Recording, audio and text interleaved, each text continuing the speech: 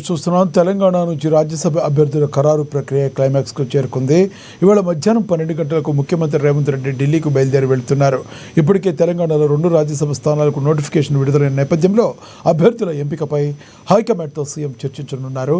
Senior న్యాయవాది అభిషేక్ సింఘ్వీని మరోసారి పెద్దల సభకు పంపాలని పార్టీ నాయకత్వం దాదాపుగా నిర్ణయించినట్లుగా సమాచారం. అయితే రెండో స్థానం కోసం గాంధీభవన్లో భారీ పోటీ నెలకొంది. సుమారుగా 16 మంది సీనియర్ నేతలు ఈ రేసులో ఉండడంతో రేవంత్ రెడ్డి పర్యటనపై సర్వత్రా ఆసక్తి నెలకొంది.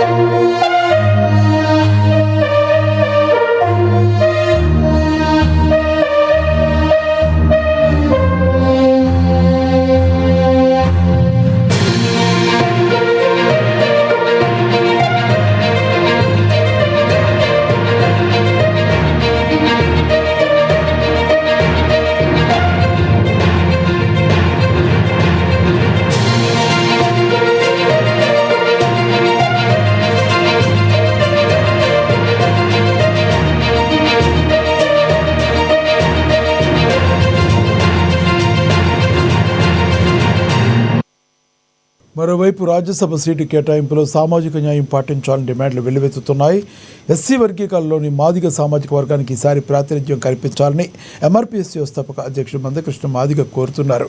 ఈ మేరకు ఆయన ఏఐసీసీ అగ్రనేత రాహుల్ గాంధీకి లేఖ రాశారు. తెలంగాణలో పార్టీ బలోపేతం కావాలంటే అట్టడుగు వర్గాలకు పేదల సభలో అవకాశం ఇవ్వాలని ఆయన విజ్ఞప్తి చేశారు. అభ్యర్థుల నామినేషన్లకు గడువు సమీపిస్తూ ఉండడంతో ఇవాళ రాత్రికి లేదా రేపు ఉదయం నాటికి కాంగ్రెస్ తన అభ్యర్థుల జాబితాను అధికారికంగా ప్రకటించే అవకాశం ఉంది. దీనిపై మరింత సమాచారం అందించడానికి మా ప్రతినిధి హరీష్ ఉన్నారు ఫోన్లో. హరీష్, చెప్పండి, మీ దగ్గర ఉన్న తాజా సమాచారం ఏంటి?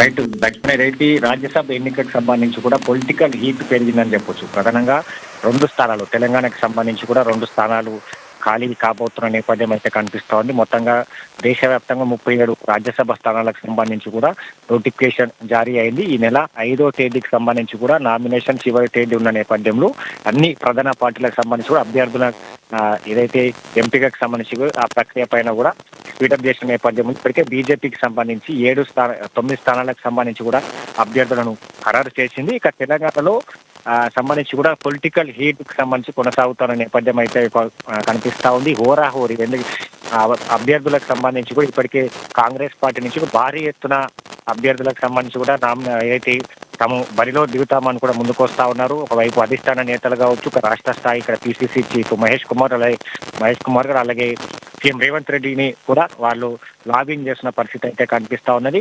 ఇక ప్రధానంగా ఈరోజు ఇదే అంశం పైన సీఎం రేవంత్ రెడ్డి మధ్యాహ్నం 12 గంటలకు ఢిల్లీకి వెళ్ళడం నేపథ్యం అయితే కనిపిస్తా ఉన్నది. ఇక సీఎంతో పాటుగా Mahesh Kumar Goud, PCC chief Mahesh Kumar Goud, in charge Meenakshi Natarajan కూడా ఢిల్లీకి వెళ్ళనున్నారు. ఢిల్లీ పెద్దలకు సంబంధించి కూడా ఈ అంశం పైన పార్టీ ఎవరికి టికెట్ ఇవ్వాల అంశం పైన కూడా ఈరోజు అక్కడ చర్చ జరిగే అవకాశం అయితే కనిపిస్తా ఉంది. దాదాపుగా ఇప్పటికే అభిషేక్ మను సింఘ్వి సీనియర్ న్యాయవాది, ఆయనకు సంబంధించి కూడా మొన్న బీసీ రిజర్వేషన్ అంశం పైన సుప్రీంకోర్టు కావచ్చు, హైకోర్టులకు సంబంధించిన వాదనలు వినిపించారు.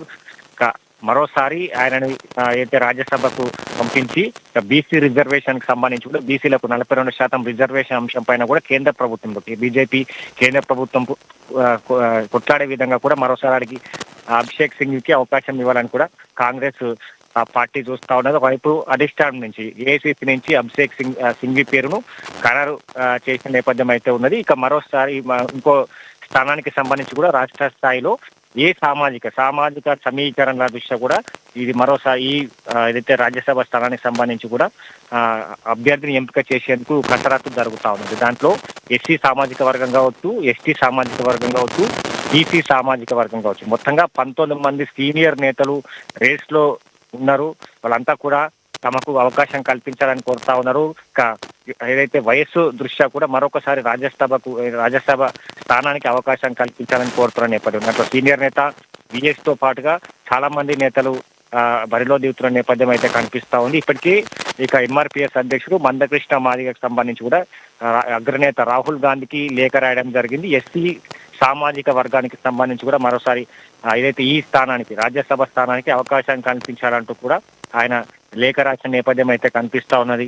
కాబట్టి ఈ రోజు సీఎం రేవంత్ రెడ్డి పర్యటనకు సంబంధించి కూడా ఆసక్తి నెలకొన్న నేపథ్యం అయితే కనిపిస్తుంది. ఎందుకంటే ఇప్పటికే చాలా వరకు ఏదైతే ఈ రాజ్యసభ స్థానాలకు సంబంధించి కూడా హోరాహోరీ నెలకొన్న నేపథ్యం అయితే కనిపిస్తా ఉంది. ఇక్కడ కాంగ్రెస్ పార్టీకి సంబంధించి కూడా ఎంఐఎం మద్దతు పలికేందుకు కూడా ఎంఐఎం ముందుకు వస్తున్న నేపథ్యం అయితే కనిపిస్తా ఉంది. ఇప్పటికీ కాంగ్రెస్ పార్టీ సీనియర్ నేతలు కావచ్చు, మంత్రులతో ఎంఐఎం అసదుద్దీన్ ఓవైసీ కూడా రహస్య మంతనాలు జరుపుతున్నట్టుగా తెలుస్తా ఉంది. తమకు మద్దతు తెలుపుతాం రాజ్యసభ స్థానానికి. ఎందుకంటే ఒక స్థానానికి సంబంధించి కూడా కాంగ్రెస్ పార్టీ క్లియర్ గా ఆ స్థానాన్ని కైవసం చేసుకునే అవకాశం అయితే ఉన్నది. రెండో స్థానానికి సంబంధించి కూడా ఇప్పుడు బీఆర్ఎస్ అలాగే బీజేపీకి సంబంధించి వాళ్ళు అభ్యర్థులను బరిలో నిలుపుతా ఉన్నారు. కాబట్టి ఆ స్థానానికి 38 అంటే 40 ఏదైతే ఎమ్మెల్యేలకు సంబంధించి ఏదైతే మద్దతు పలకాలి కాబట్టి ఇప్పుడు అందుకు సంబంధించి ఇప్పుడు ఎంఐఎం నేతలు కావచ్చు, ఇక్కడ సిపిఐ కావచ్చు, ఇతర ఎమ్మెల్యేలతో కూడా మంతనాలు జరుపుతా ఉన్నారు. కాంగ్రెస్ పార్టీ తరఫు నుంచి ఎస్టీ క్యాండిడేట్ ని బరిలో దింపాలా,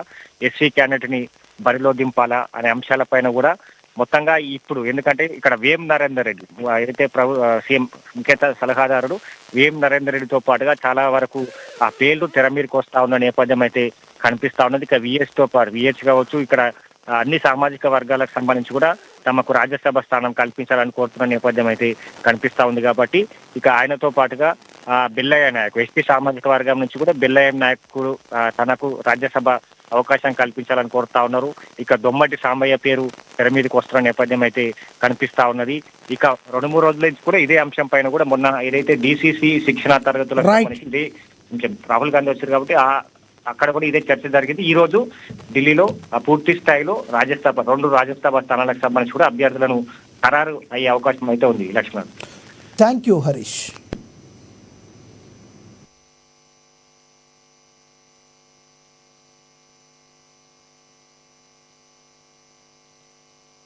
బీఆర్ఎస్